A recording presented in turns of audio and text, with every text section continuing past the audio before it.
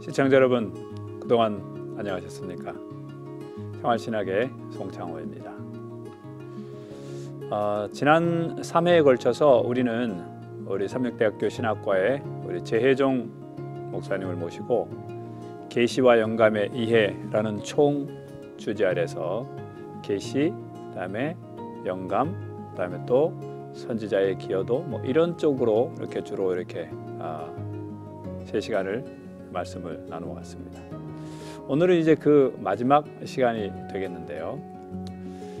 선지자들이 기여를 많이 했는데 선지자들의 기여도가 이렇게 높을수록 자칫 우리는 성경이 과연 이렇게 성경의 선지자들의 이렇게 높은 기여도 때문에 혹시 어떤 실수나 혹은 또 하나님의 계시가 그대로 전달이 되지 않는 그럴 또 가능성은 없는가에 대한 의문이 자연스럽게 우리의 마음에 드는 것, 이걸 또 피할 수 없습니다. 오늘은 그 문제에 대해서 우리 또 재혜종 목사님 모시고 같이 한번 말씀을 나누어 보겠습니다. 그동안 어떻게 또 평안하셨죠? 안녕하십니까. 정말 행복한 시간이었습니다. 그렇습니까? 아쉽게 마지막 시간인데요. 네, 다행입니다. 성경 영감의 다양한 모델들을 통해서 한번 그 성경의 실제 현상을 설명해보는 시간을 가졌으면 좋겠다는 생각이 듭니다. 우리가 이제 사실 이런 부분들, 선지자의 기여 이런 부분들을 보면서 과연 성경이 무한 책인가? 오류가 없는 책인가? 사실 성경 권위에 대한 도전 내지는 의심 이런 것들이 일어날 수 있는 것이 현실이라고 생각이 됩니다. 당연히 그렇습니다. 그렇죠. 축자 영감설이면 아무 문제가 없는데, 네. 그렇죠? 그래도 선지자들이 이렇게 많은 기여를 했다 하고 그 순간 사실 근래에 많은 것 같은 근대 신학자들이 그런 쪽으로 가다 보니까 사실 이제 성경 무호설에 대한 조금 퀘스천들을 많이 가지는 것 같습니다. 사실 이제 무호성이라는 단어는 성경에는 없는 단어입니다. 그렇죠. 근데 이제 일반적인 의미에서 역사적으로 많이 사용되어 왔죠. 이네런시라 그러고 무호. 그럼 오류가 그럼 뭘까? 먼저 생각해 볼 필요가 있습니다. 그렇습니다. 네, 오류가 뭘까? 1차적으로 오류는 정확성이나 혹은 구체성의 결여를 오류라고 할 수도 있습니다. 근데 이제 좀 더 본질적 의미의 오류는 사실은 거짓 믿음, 속임수를 과연 성경이 가지고 있느냐라고 하는 부분입니다. 의도적 속임이죠. 성경은 후자에 대해서는 아주 분명하게 노라고 이야기하고 있습니다. 로마서 1장 25절에 보면은 이는 저희가 하나님의 진리를 거짓 것으로 바꾸어 피조물을 조물주보다 더 경배하고 섬김이라. 주는 곧 영원히 찬송할 이시로다. 네. 진리를 거짓으로 바꾸는 것을 아주 심각하게 경고하는 모습을 보게 되죠. 왜냐하면은 하나님은 진리 하나님이시기 때문에 그렇습니다. 로마서 9장 1절을 보면은 내가 그리스도 안에서 참말을 하고 거짓말을 아니한다라고 이렇게 이야기하고 있죠. 사도 바울도 자신이 오류가 아닌 하나님의 진리를 이렇게 전달한다라고 이야기하고 있죠.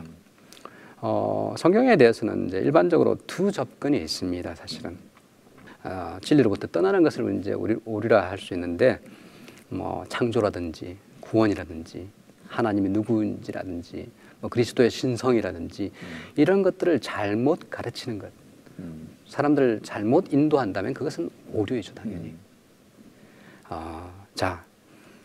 성경의 신빙성에 관해서 두 가지 접근이 있습니다. 첫 번째는 성경은 온갖 오류들을 안고 있다는 자유주의 신학자들의 이야기. 성경을 비판하는 많은 사람들이 성경은 오류투성이다. 두 번째는 성경은 어떤 오류도 있을 수 없다라고 이렇게 이야기하는 것이죠. 아주 또 다른 극단의 주장이죠. 지난 시간에 다루어 보았던 것처럼 어떤 축자 영감적 이해를 할 경우 이제 성경에서는 하나님이 다 불러주신 걸 받아 적은 것인데 오류가 없다라고 이렇게 이야기하는 입장이죠. 그러니까 첫 번째 성경은 온갖 오류를 안고 있다라고 할 때는 그 오류의 정의가 상당히 중요한 것 같습니다. 그렇죠? 그때는 그 두 번째 정유 뭐 그런 어떤 그러니까 이제 뭐 그 부분에서 이제 예. 우리가 살펴볼 부분이죠. 그러니까요. 사실은 이제 자유주의 신학자들이 뭐 사실은 이제 뭐 기독교 역사성 자체부터 시작, 창조의 이야기부터 뭐 타락 이야기 이런 거 실제가 아니다. 그렇죠. 또 오류다. 이건 왜냐하면은 기적 같은 거 일어날 수 없기 때문에 지금 예수님이 무리를 그런 것들 다 오류다 이거. 그냥 이거는 다 비유적으로 해석해야 된다. 이렇게 보는 것들이 성경을 오류투성이로 보는 종교적 표현이다. 그렇죠. 뭐 예. 자신의 믿음의 표현이다. 그렇죠. 예. 그렇다면 이제 오류에 대해서 다시 한번 좀 생각해 볼 필요가 있는데 조금 전에 던져진 질문처럼 오류인가 실수인가? 성경은 결론부터 말씀드리면은 어떤 의도적 그 오류, 거짓 포함하고 있지 않습니다. 그런데 성경적 현상은 인간의 기여를 허용하셨습니다. 인간이 어떤 존재일까요? 연약한 존재입니다. 뭐 우리는 뭐 문화적 그 요인의 한계 속에 있고, 또 학문적 한계 속에 있고, 또 정보적 한계 속에 있는 이런 한계 속에 있는 사람들을 활용하셨습니다. 허용하셨습니다. 다시 말해서 구체성이라든지 정확성 부분에서 약간의 뭐랄까 그 실수를 하나님 허용하신 것을 보게 돼요. 그것이 성경적 모델의 어떤 계시와 영감이라는 것이죠. 네. 그렇다면 말하자면 좀 목사님 말씀은 성경은 오류는 없다. 당연하죠. 성경은 무호하다 네. 하는 것인데 그럼에도 불구하고 실수는 있을 수 있다. 소위 말하는 이제 절대적 무호. 네. 성경 우리는 그걸 주장하지 않습니다. 그러니까 실수도 말하자면 오류 속에 포함시키면 말하자면 이제 절대적 무호는 아닌 거죠. 그렇죠. 예. 절대적 무호, 뭐 어떤 실수도 없다. 구체적 면에서 구체적이지 않은 것들이 분명히 있습니다. 또 어떤 경우는 뭐 이렇게 정말 사소하게 그냥 실수까지 하나님이 허용하신 것을 보게 돼요. 그 실수들이 좀 뭐 예를 들자면 좀 어떤 것들이 좀 있습니까? 뭐 여러 가지 것들이 있습니다. 예. 대부분은 이제 본질적인 것이 아니라 구원의 이치라든지 중요한 신학적 이슈들이 아니라 정말 그 저변에 깔린 그냥 정보 정도들이죠. 그런 것들이 간혹 있는 것을 보게 됩니다. 성경의 모순이라든지 실수, 불일치의 예를 보면은 뭐 대표적인 것 한 몇 개만 봤는데요. 과학적인 게 있습니다. 예를 들어서 토끼가 되새김질하는 이야기 레위기에 나오죠. 그 다음에 겨자씨가 가장 작은 씨다라고 하는 것들. 과학자들이 보면은 이거는 틀린 정보입니다. 왜냐하면 토끼가 되새김질을 하지 않습니다. 발굽은 되새김질을 하지만은 발굽이 갈라져 있지 않기 때문에 못 먹는다. 레위기 11장에서 이야기하죠. 그 과학자가 볼 때는 틀린 거죠. 그렇죠. 우리가 봐도 틀렸잖아요. 일반적으로 보면 근데 이제 또 되새김질 하나처럼 보이긴 하죠. 그러니까 일반적인 관점에서 보면 문제는 없습니다. 또 네. 왜냐하면 되새김질 하는 것처럼 입이 움직이거든요. 이렇게. 네.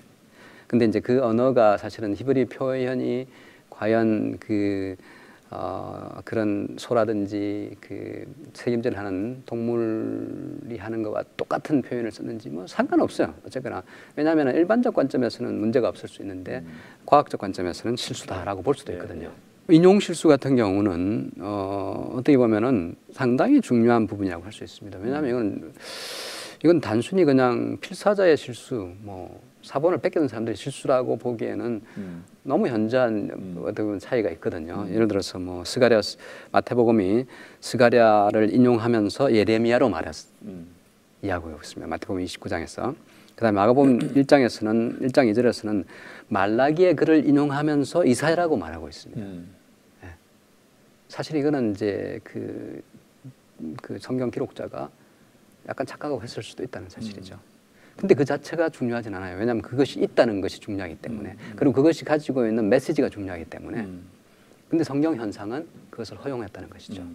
그다음에 세 번째는 뭐 통계적 불일치가 있을 수 있습니다. 뭐 어떤 데는 아람 병거 700성이라고 이야기하고 아람 병거 7000성이라고 이야기하는 경우 차이가 있습니다. 그다음에 뭐 그 병거 말에 외양간이 뭐 4만 개라고 이야기하고 역다야에서는 4000개라고 이야기하고 또 수학적 부정확도 있습니다.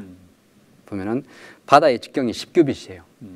그럼 둘레가 30규빗이다. 수학적으로는 약간 오류가 있습니다. 수학자들이 보면은 왜냐하면 31점 뭐 물두멍 말이죠. 네, 네, 네. 물두멍에 31점 물두멍을 말하는 거죠. 쫙 가잖아요, 그죠? 파이를 해야 되는데. 그렇죠. 예. 뭐 1, 4, 1, 5, 9, 2 뭐 이렇게 쫙 가지 않습니까? 끝없이 가죠. 수학적 부정학을 뭐 일종의 불일치, 뭐 실수라고 이야기할 수도 있죠. 네. 굳이 말하자면. 그다음 역사적 사실에 대한 실수도 있습니다.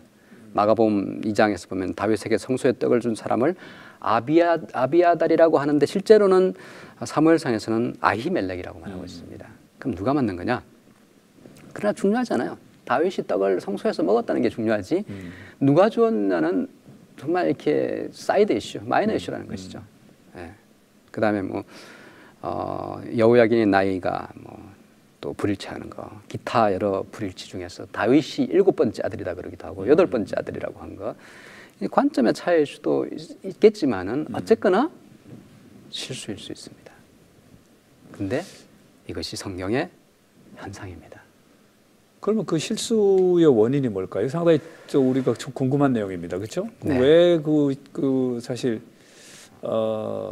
그런 실수가 우리에게, 물론 뭐 실수가 없는 게 가장 좋잖아요. 또 우리도 보기에 이거 실수가 좀 뭔가 좀 깨림직하다. 그죠? 이게 성경이 이렇게 하나님의 말씀에 실수가 있다니. 네, 두 가지 측면에서 우리가 볼 수 있을 것 같습니다. 첫 번째는 이제 성경 기자가 실수했을 수도 있고요. 네. 그죠? 사실은 이제 성서 모델에서 하나님이 그걸 허용하신 범위 안에서 그것이 중요하지 않고 그 정말 사이드 이슈일 경우는 본질을 훼손하지 않는 범위 내에서는 인간의 연약함까지도 허락하신 그 하나님의 그 방식을 볼 때는 그랬을 가능성도 있을 것 같습니다. 선지자들이 기록하는 과정에서 통계적 오류 같은 걸 범할 수 있었을 것 같아요. 예를 들어서 이제 2013년인가요? 인도네시아에서 쓰나미가 일어났죠. 그때 거기 희생자들 숫자를 한번 제가 만약에 성경으로 기록한다, 기자로서, 그러면은 하나님이 그 숫자가 정말 중요하시면은 그때 21만 3,257명 죽었다라고 정보를 주실 거예요. 그렇지 않다면 저는 어디서 정보를 입수할까요? 선지자로서. 조선일보라든지 동아일보라든지 아니면 뭐 CNN이라든지 여기에서 나와 있는 통계 자료를 분명히 활용할 겁니다. 하나님은 그런 자료를 허용하셨다는 거죠. 그런 의미에서 본다면은 하나님께서 성경 기자의 실수를 본질적이지 않은 부분에서는 그것마저도 허용하셨다라고 우리가 충분히 볼 수가 있죠. 인간의 연약함까지도 허용하신 거죠. 예, 하나님의 계시의 본질이 손상을 되지 않는 한, 그렇죠. 그냥 받아주시고 네. 인간의 어떤 그 내용들을 성경에 그냥 포함시키셨다. 그렇죠. 자, 이쯤에서 이제 두 번째 부분을 볼 필요가 있습니다. 필사자의 실수도 혹시 있을 수 있다는 점이라는 사본을 기록한 사람들이라는 그렇죠. 거죠. 사본을 네. 옮기는 네. 과정에서 예를 들어서 이제 그게 어느 정도 합리적이다라고 보이는 것들이 뭐냐면은 숫자 같은 경우 사실 점을 잘못 찍는다든지 뭐 아주 간단한 이런 거에 의해서도 숫자가 7천이 되고 7만이 되고 옛날에 뭐 지금처럼 무슨 복사기로 복사한 게 아니니까 그렇죠. 다 불러준 걸 기록 적은 거니까. 네, 그게 뭐 있겠죠. 또 약간 손상이 있고 이렇다면은 뭐 4만으로 될 수도 있고 4만이 4천으로 될 수도 있고 이런 것이 있기 때문에 충분히 이런 건 뭐 생각해 볼 수 있을 것 같습니다. 어쨌거나 중요한 것은 영감의 과정에서 하나님이 연약한 인간을 사용하시고 또 인간이 가지고 있는 그 한계까지도 허용하신 것. 본질적인 복음의, 그러니까 본질적인 진리를 보존하고 또 그것을 훼손하지 않는 범위 내에서는 그것마저도 허용하신 것을 보게 되죠. 예, 아주 뭐 상당히 중요한 것 같은 개념입니다. 그것은. 네. 그죠? 그러면 그럼 영감의 이제 그 모델들이라고 해야 될까요? 네. 그 영감을 우리가 받아들이는, 뭐 모델들이라면 좀 이상하고, 영감을 이해하는 그 종류들. 다양한 영감이라는 건 이론들. 영감이라는 건 다 뭐 하나밖에 없었겠죠. 하나님께서 하셨던 어떤 영감은. 근데 이제 그것을 우리 인간들이 어쨌든 어떻게 이해하고 있나 하는 다양한 네. 종류들이 있는데 그것을 네. 좀 간단하게 좀 이렇게 말씀 좀 해주시죠. 학자들이 이제 하나님의 계시와 영감이 이런 식으로 임했을 것이다라고 하는 모델들을 많이 제시했습니다. 저는 이제 그 중에서 6가지 정도를 찾아봤는데요. 뭐 공동체 모델, 만남의 영감 모델, 그다음에 완전 영감, 받아쓰기, 사상 영감, 그다음에 최종적으로 제시한 것이 이제 그 전인 영감 모델 이렇게 해가지고 제시하는데요. 하나씩 좀 자세히 살펴보도록 네. 하겠습니다. 공동체 모델은 핵심이 뭐냐면은 성경 본문 자체보다는 그 신앙 공동체 안에 영감이 존재한다는 그런 견해입니다. 모세라고는 한 개인이나 다윗이라고는 한 개인에게 주신 것이 아니라 그 이스라엘이라고 하는 공동체 속에 하나님이 어떤 영감을 주셨다라고 받아들이는 견해이죠. 근데 문제가 뭐냐면은 초자연적인 요소가 다 제거될 수밖에 없습니다. 그다음 인간적 능력이 너무 강조되는 그런 부분이죠. 근데 실제 성경 현상은 이것과는 약간 매칭이 안 되는 것을 볼 수가 있죠. 두 번째 모델은 그 만남의 모델입니다. 만남 모델. 계시는 하나님과 선지자 사이에 어떤 개인적이며 주관적인 만남이다라고 보는 입장이죠. 이 견해는 계시와 영감 사이에서 둘 사이의 만남에서 어떤 인지적, 언어적 요소가 없다. 예. 어떤 만남, 현현 그 자체 속에서 자기가 그 경험을 표현한 것이 성경이다. 직접 말씀을 들은 것은 없고, 그렇죠. 그냥 뭐 하여튼 뭐 무언의 만남만 일어났다. 시각적 어떤 그것이 많이 강조되는 것이네요, 그죠? 그렇죠. 다시 말해서 물론 그런 부분들이 분명히 있습니다. 뭐 그런 부분도 예, 있지만 그러나 어떤 명제적 진리도 이 모델에 따르면은 성경에는 없다라고 보는 결론. 하나님께서는 이거 이렇게 해라 뭐 이런 말을 하신 게 별로 나타나기가 그렇죠. 어렵잖아요. 만남의 결과로 그냥 기록한 것이다. 자기의 어떤 신앙적 표현이다. 이렇게 보는 입장이죠. 다시 말해서 역사적 내용과 어떤 신학적 진술에 있어서 성경은 수없이 많은 오류를 포함할 수밖에 없다. 세 번째 모델은 이제 완전 영감 모델입니다. 이거는 사실 이제 전통적인 모델인데요. 성경의 모든 것들은 다 영감 받았다. 완전이란 말이 이제 플래너리라는 단어를 사용하거든요. 사실은 이제 우리 재림교회에서도 이 부분에 대해서 고민을 많이 했습니다. 이 모델도 상당히 정서적인 모델인 것 같다. 근데 문제가 뭐냐면은 전통 기독교와 복음주의에서 받아들이고 있는 그 모델인데요. 하나님 편의 영감이 너무 강조되면서 인간의 개성은 거의 말살되어 버리는 것이 이 모델인 것을 보게 됩니다. 근데 여기는 이제 그 모든 것이 다 하나님의 통제하에서 이루어졌다. 단어 선정까지도 하나님의 통제하신 것이다. 만약에 그렇다면은 성경의 문체가 이렇게 다양할 수는 없겠죠. 성경 현상을 보면은 너무 다양합니다. 사실 이제 받아쓰기 모델, 축자 영감 모델이죠. 언어적 완전 모델보다 하나님의 역할을 더 강조했어. 완전 극단으로 나간 것이 바로 이 부분이죠. 이것이 가지고 있는 문제점은 뭐냐면 인간의 역할을 완전히 무시한다는 것입니다.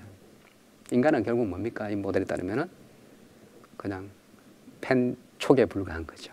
펜촉. 그냥 하나님이 불러주신 거, 받아 적은 거. 근데 성경 내용을 봐도 왜 하나님 십계명 버전을 2개를 주셨을까? 신명기 버전과 출애굽기 버전 이해가 안 되죠.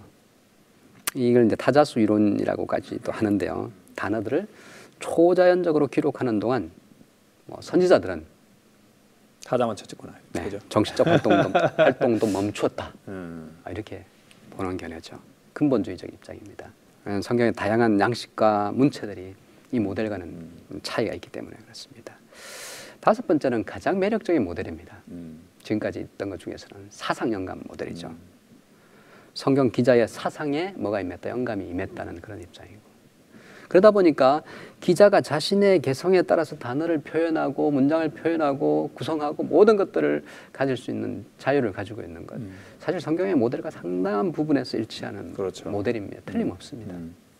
축자 영감과는 정반대죠. 축자는 그냥 개성을 완전히 무시한 것이고, 이거는 근데 문제는 뭐냐면은 만약에 하나님께서 문장을 표현하고는 모든 자유를 전적으로 다 그냥 인간에게 맡기셨다라고 한다면 어떤 일이 일어날까요?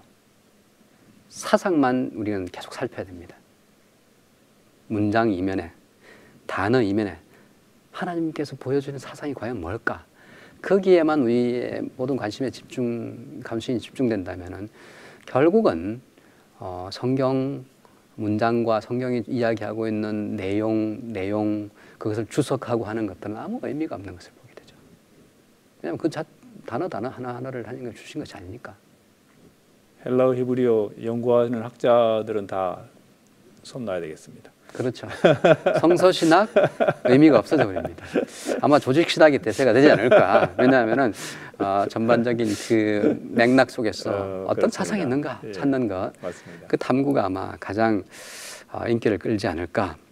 다시 말해서 이 모델이 가지고 있는 가장 큰 근본적인 문제점은 뭐냐면은 사상과 단어를 분리하는 이분법적 이해라는 것이죠. 결국 분리할 수 있는 것이 아니라는 것입니다. 성경은 문장 표현 속에서 성경 내용 진술 속에 하나님의 사상이 들어있는 것이지 이거와 이거를 분리할 수 있는 것이 아니라는 것이죠. 그럼 뭐 이것도 아니고 저것도 아니면 네. 그래도 이렇게 좀 그 우리 박사님께서 조직신학 박사님께서 그래서 뭔가 이렇게 좀 그러면 이것이 정말 이게 하나님께서 우리에게 이 영감을 이렇게 이런 식으로 하셨다. 뭐 답을 좀 주셔야 될 것 같은데. 네, 뭐 제가 만든 건 아니고요. 학자들의 주장을 이제 종합해서 제시하는 것이 뭐냐면 전인 영감 모델입니다. 전인 영감. 전인 영감을 전인 모델은 인간의 경험 속에 하나님이 오셨습니다.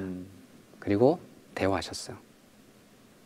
성경의 단들이 영감 과정에 주된 초점은 아니지만은 거기까지도 영감이 미쳤다는 것이죠. 그것이 한 사람 전체에 미쳤기 때문에 그의 사상, 교육, 감정, 그의 모든 그 총체적 한 사람에게 영감이 미친 것이죠. 그러니까 경험 속에 경험의 이야기를 하는 것이죠. 시간이 상당히 많이 됐는데요. 모델들에 대해서는 간단히 평가해보고 마무리를 할까 합니다. 공동체 모델이나 만남 모델은 말씀 자체의 권위를 불인정한다는 문제점을 가지고 있습니다. 사상 영감은 뭘까요? 성경의 본문이나 단어를 연구할 필요가 사라져버린다는 또 다른 문제를 안고 있고요. 받아쓰기 모델과 완전 영감 모델은 성경이 100% 영감을 받았다고 주장하는 면에서는 정말 바람직한 부분입니다. 그죠? 성경의 권위를 100% 인정하는 것 바람직한 부분입니다. 근데 문제는 성경이 탄생한 실제적 현상과는 문제가 있는 것이죠. 결국 전인영감 모델이 가장 적절한 모델이 아닐까. 성경의 단어들이 영감의 과정에 주된 초점은 아니지만은 거기에까지도 영향을 필요하다면 미친 것이다라고 보는 것이 이제 전인영감 모델이 아닌가 그렇게 생각해 볼 수 있습니다. 그러나 자유를 허용하셨습니다. 그럼에도 불구하고 필요할 경우 그런 것들을 하도록 하신 것이 이 모델의 그 이해가 아닌가 생각이 됩니다. 하나님은 그 전인 모델을 통해서 뭘 하셨냐면 인간과 협력하면서 성경을 산출하는 데 있어서 다양한 모델들을 사용하신 것을 인정할 수 있습니다. 아까 6가지를 다 사실 사용하셨습니다. 종합적으로. 근데 5가지는 종합적 설명을 하는데 한계가 있다는 것이죠. 예, 분명히 촉자적 영감을 쓰셨습니다. 십계명 쓰실 때. 어떤 때는 사상 정말 어떻게 보면은 그의 사상 속에 그죠 연구하고 할 때 또 그런 임한 것들을 보게 되는 것이죠. 뭐 예를 들어서 한번 보면은 서로 상호 자료를 활용한 것을 보게 됩니다. 모세는 고대 근동의 문헌 자료를 활용했습니다. 미가는 이사야서를 차용했습니다. 상호 이렇게 정보를 교환한 것을 보게 됩니다. 열왕기하는 예레미야서를 차용했습니다. 솔로몬은 현자들의 잠언을 차용했습니다.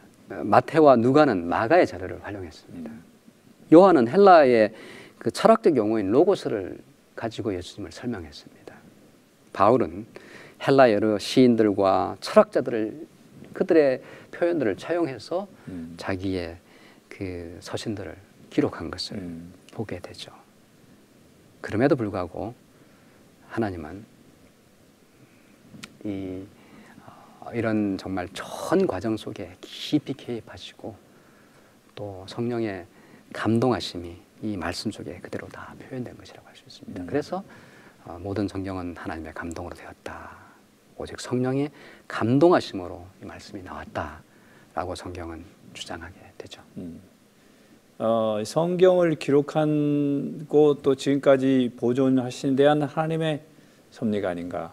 사실은 이제 성육신 자체가 신비인 것처럼 성경의 탄생도 신비입니다. 그렇습니다. 그럼에도 불구하고 하나님은 이 성경의 탄생에 있어서 인간을 동역자로 초청하셨다는 네, 사실입니다. 정말 위대한 놀라운 특권입니다. 예, 위대한 그렇죠? 진리죠. 그렇습니다. 인간을 동력자로 쓰시고 자신의 계시를 우리에게 정말 자신의 그 말씀을 계시하셨습니다. 그죠?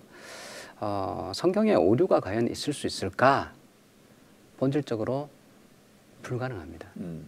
그러나 하나님은 인간적 연약성과 인간적 한계 속에서 성경을 기록하는 것은 허용하셨습니다. 뭐 사소한 데이터 활용 같은 거 이런 것들은 뭐 본질적인 것이 아니라면 그것까지도 허용하실 정도로 하나님은 인간을 동력자로 믿어주셨다는 게 정말 놀라운 사실 아닐까요? 뭐 그렇습니다. 그 정말 인간의 그런 것들까지도 아담과 하와에게 그렇게 완전히 그냥 자유의지를 주신 것처럼 인간의 그런 오류 투성이, 그렇죠. 이의 육체를 예수님께서 입으셨던 것처럼 정말 참 하나님의 섭리가 더 크게 느껴집니다. 네. 그러면서 이제 저희가 살펴본 것처럼 영감에 대한 다양한 모델들 다 일리가 있습니다. 공동체 모델, 공동체 속에 뭔가를 주셨어요. 그다음 만남의 모델, 분명히 그런 게 있습니다. 완전 영감 모델, 그런 요인이 분명히 있습니다. 받아쓰기 모델도 마찬가지입니다. 사상 영감 모델 다 마찬가지예요. 다 일리가 있고 성경의 기록 현상에 그것이 포함된 것이 틀림없습니다.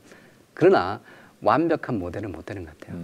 좀 더 완벽하진 않지만은 성경 현상을 잘 설명해 주는 모델 중에 하나가 아마 전인적으로 거기도 뭐 문제점은 있겠지만 있겠죠, 그죠? 당연히. 전인 영감 모델로 이해하는 것이 그래도 가장 이 모든 것들을 포괄할 수 있는 것이 아닌가 하는 생각을 하게 되고요. 결국은 성경 영감은 한 기자의 삶 전체에 임한 것이었다. 펜에만 임한 것도 아니고 뭐 그의 커뮤니티 속에만 임한 것도 아니고, 그죠? 어떤 그의 여러 가지 한계 속에만 임한 것이 아니라 어떤 특정 부분에만 임한 것이 아니라 그의 전 존재에 임한 결과다. 네. 그러므로 성경은 여전히 하나님의 말씀이고 진짜 권위를 가지고 있고 인간적 글로 표현했다. 그럼에도 불구하고 하나님의 말씀이다. 네. 예. 그래서 하나님과 사람의 합작품 성경, 그것이 오늘 우리에게 주어져 있습니다. 예. 목사님 아주 지난 이 사회에 걸쳐서 아주 감동적이고 또 귀한, 또 그러면서도 상당히 또 지식적으로도 많은 것을 이해하게 된 좋은 시간이었습니다. 이렇게 귀한 말씀을 해주셔서 정말 감사합니다.